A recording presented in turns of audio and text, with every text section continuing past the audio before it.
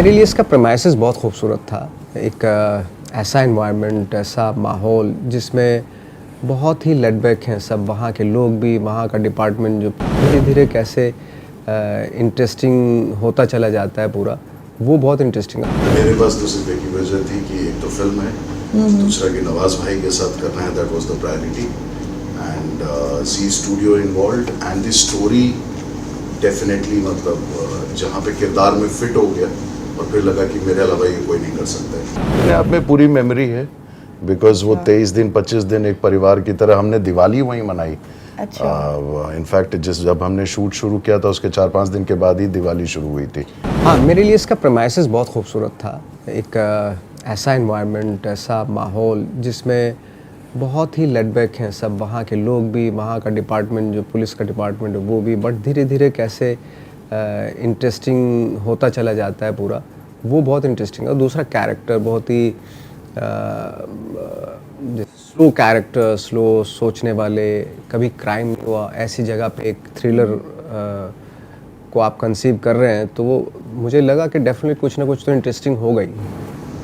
मेरे पास तो सिर्फ एक ही वजह थी कि एक तो फिल्म है, दूसरा कि नवाज भाई के साथ करना है, that was the priority and see studio involved and the story definitely मतलब जहाँ पे किरदार में फिट हो गया और फिर लगा कि मेरे अलावा ये कोई नहीं कर सकता है। बहुत ही खूबसूरत था। और ये इसके बारे में राजेश का जो है ना बहुत अच्छा बताते हैं, जरा बताना वो क्या क्या था बताना। कौन सा साइलेंस वाला? साइलेंस वाला जो बोलते हैं। नहीं, मैं ये कह रहा था कि वो एकमात्र ऐसी जगह हुई है जहाँ पे इतने सालों से शूटिंग करने के बाद एक जगह आप पहुँचते हैं जहाँ पे एनवायरनमेंट आपको शांत कर देता है, और जब आप परफॉर्म कर रहे होते हैं तो आप पूरे कंसंट्रेशन के साथ और एक सहज उस पहाड़ के एम्बियंस को, सन्नाटे को पकड़ के आप परफॉर्म कर रहे होते हैं, जहाँ पे आप बोलते भी हैं तो धीरे में ही बोलते हैं। तो हमारे कैरेक्टर में कहीं ना कहीं वो पहाड़ का एम्बियंस रिफ्लेक्ट किया है कि दोपहर के 12 बजे भी आपको झिंगुर की आवाज़ सुनाई दे रही है। अच्छा। तो इतने शांत एरिया में आप शूट करके आ रहे हैं। सो यही था ना सर। हाँ, ये इतना अच्छा एक्सप्लेन किया ना इसने एक्चुअली राज। देखिए, हमें ये नहीं कह सकते हम कि लेजी हो जाते होंगे, बट हमारे उसमें ये दिखाया गया कि वो लेजी हो जाएंगे। हम जनरलाइज करना सही नहीं है। जनरलाइज करना सही नहीं है क्योंकि बहुत ही मुस्तैद ऑफिसर्स हैं वहाँ पे भी, पहाड़ों में भी, ऐसी बात नहीं है। बट हमारी फिल्म में जो दिखाया वो इस तरीके से दिखाया कि 15 ईयर्स से कोई क्राइम नहीं हुआ और अब वो एक उनके ऊपर आके पड़ता है केस, और कैसे वो उसको वो हल करते हैं, इन्वेस्टिगेट करते हैं उसको, उसके ऊपर। अपने आप में पूरी मेमोरी है बिकॉज वो 23 दिन 25 दिन एक परिवार की तरह हमने दिवाली वहीं मनाई। अच्छा। इनफैक्ट जब हमने शूट शुरू किया था उसके 4-5 दिन के बाद ही दिवाली शुरू हुई थी, मतलब दिवाली थी। तो वो एक पूरा एक होटल जहां हम लोग ठहरे हुए थे, वो कहीं ना कहीं ऐसा लग रहा था कि बारात आकर के ठहरी है और यहाँ शादी हो रही है। हाँ, सही बात है। धमा चौकड़ी, मतलब जंगल के शांति को भंग हमने किया था 25 दिन, लेकिन बहुत बहुत कुछ है जो टेक अवे है। जब हम फिल्म देखते हैं ना तो एक्चुअली वो हर दिन याद है कि हम किस दिन शूट पे गए हैं वहाँ पे और हमने कैसे परफॉर्म किया था, या हाउ इनफैक्ट नाइट के सीक्वेंसेस याद हैं।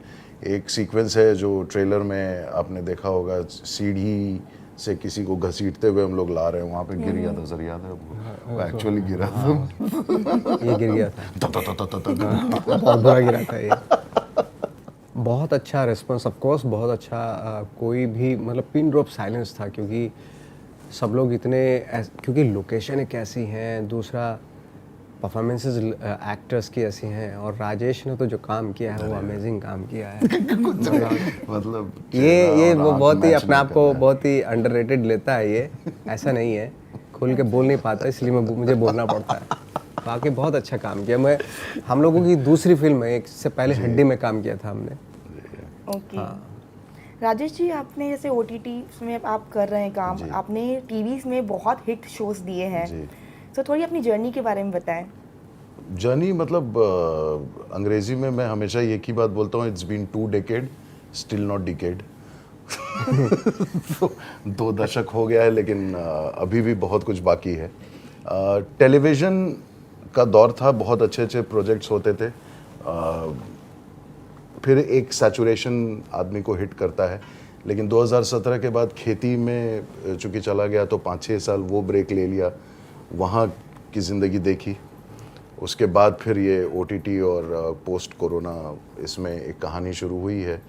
शुरुआत में थोड़ी दिक्कत हुई थी बिकॉज जब काम मांगने गया था तो लोग बोल रहे थे कि रोसेश का इमेज ब्रेक करना मुश्किल हो रहा है, और उस वजह से वज़न बढ़ाने के पीछे पड़ गया मैं, कि ताकि मैं वो दिखूं ही नहीं जो मैं रोसेश में दिखता था, और कहीं एक मैच्योरिटी आ जाए फेस पे या पर्सनालिटी में। एंड लकली मतलब वो चल गया, और उसकी वजह से 4 फिल्में मिली और 5 वेब सीरीज़ मिले, जिसमें ये इस तरह की कद काठी फिट हो गई। और बाकी जो टेलीविज़न से एक्टिंग करते हुए सीखा था, इनफैक्ट मैं अभी कहीं बता भी रहा था कि हम लोग ट्रेंड एक्टर नहीं हैं सर, हम लोग ट्रेन से आए हुए एक्टर हैं। हम भी ट्रेन से ही आए थे, बट आप ट्रेंड थे। तो टेलीविज़न ने सिखाया जो आज वो OTT और फिल्मों में अप्लाई कर रहे हैं। बहुत कुछ नवाज़ भाई और अनुराग सर से एक चीज़ बहुत, इनको याद नहीं होगा लेकिन मुझे याद है कि ये मैंने वो सीखा है, और पिछले 2 साल से मैं उस पर काम कर रहा हूँ।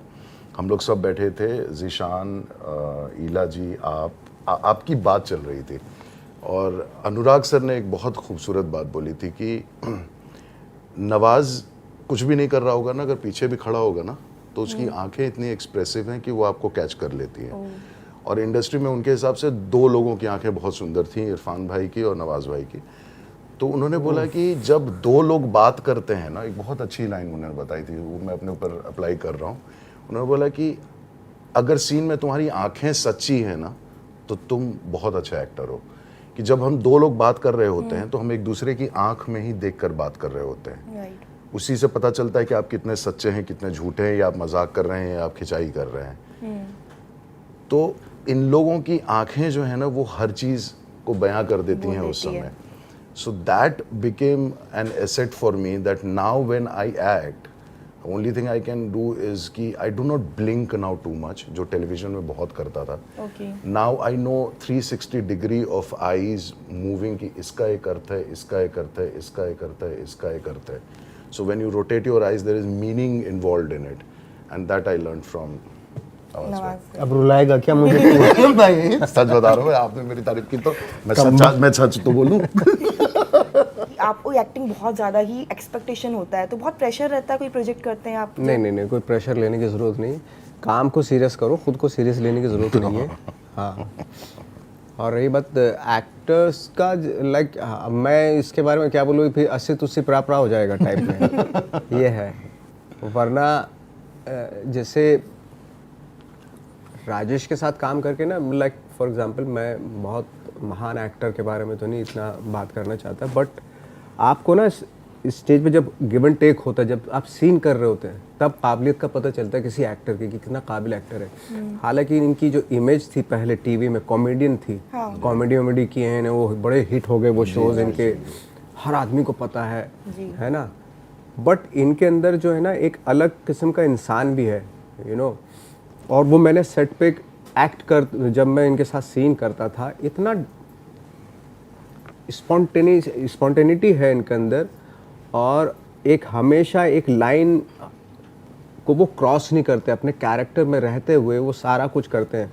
तो मतलब मैं इसलिए कह रहा हूँ कि जिन भी एक्टर्स के आप नाम लेती है ना, तो ज़रूरी नहीं कि वो, उनके पास तो है ही वो ग्रेटनेस, मैं कह रहा हूँ कि वो ग्रेटनेस इनके पास भी है, राइट, है ना। अब चूंकि इतना काम नहीं फिल्मों में किया है इन्होंने, अभी काम अभी 4-5 फिल्में ही की हैं। मुझे आज तक ये समझ में नहीं आता कि फिल्मों में इतना कम काम इस एक्टर ने क्यों किया है, क्यों नहीं दिया इतना, जबकि डिजर्विंग कैंडिडेट है ये आदमी, डिजर्विंग एक्टर है ये आदमी। क्योंकि मैंने काम करते हुए देखा इस आदमी को, इसलिए मैं कह रहा हूँ कि मुझे वो सारी जो आप ग्रेट एक्टर्स के नाम ले, वो सारी खूबियाँ इसके अंदर भी हैं। I am telling you. So nice. अब मैंने अब बराबर कर दिया ना आपने, बराबर हो गया अब तो। लेकिन मैंने जो अब तो मेरी तारीफ करेगा, तारीफ नहीं तो मैं तेरी बहुत ज्यादा तारीफ करूंगा, तो इतनी शर्म आएगी ना। नहीं है, नहीं इस लायक है।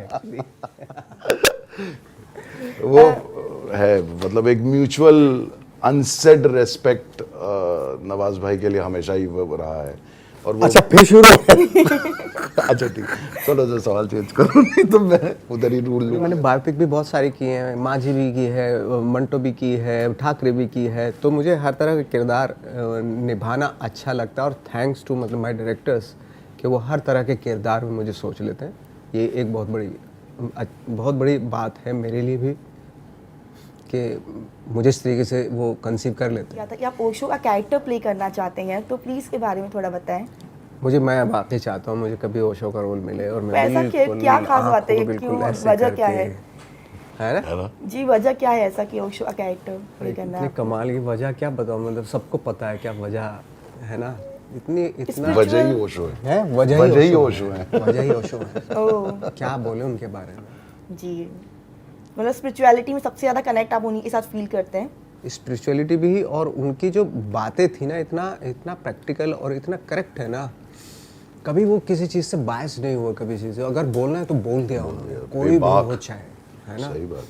वो ऑरेटर इतने अच्छे थे, माय गॉड कितनी नॉलेज थी उस इंसान को। उनसे स्पिरिचुअलिटी का जो अर्थ मुझे पता चला था ना नवाज भाई, वो यही था कि जिस दिन आप सारे रिचुअल छोड़ देते हो ना, उस दिन आप स्पिरिचुअल हो जाते हो। एब्सोल्युटली। मतलब यू डू नॉट फॉल और gate trapped into certain kind of notion of ऐसे ही जीना है, ऐसे ही चलना है, ऐसे ही करना नहीं। आप सिचुएशन के हिसाब से चलो एंड ये जीवन निकल वो ये काश ऐसा आदमी एक और पैदा हो, हम तो ये चाहते हैं। होगा है ना? आपके अंदर कैरेक्टर में हो जाएगा ये। एक्चुअली अब मुझे लग रहा है काश। कि यू कैन प्ले और होने चाहिए इस तरह की जो मैन्युफैक्चरिंग ना, और थोड़ी सी होनी चाहिए। यूनिट। यू नो 2012 में मेरी जो 3 फिल्में आई थी, गैंग्स ऑफ वासेपुर, तलाश और एक और कहानी। कहानी What I did in these movies, यार, you know? ये सब मैंने रहना चाहता है उसमें बिल्कुल। मैं नवाज भाई के लिए एक लाइन बोलूं जी जी बिल्कुल। जो मैंने किसी और के मतलब एक सिचुएशन में बोली थी, but that goes well with him, कि ये आदमी है जो जीवन में बैगेज के बिना चलता है, सिर्फ लगेज के साथ चलता है। No baggage only luggage. तो मैं बिल्कुल भी नॉस्टैल्जिक नहीं हूँ और ना होना चाहता हूँ। आगे क्या किस तरीके से अपने आप को लेके चलना है एज एन एक्टर, उसके बारे में ज़्यादा सोचता हूँ।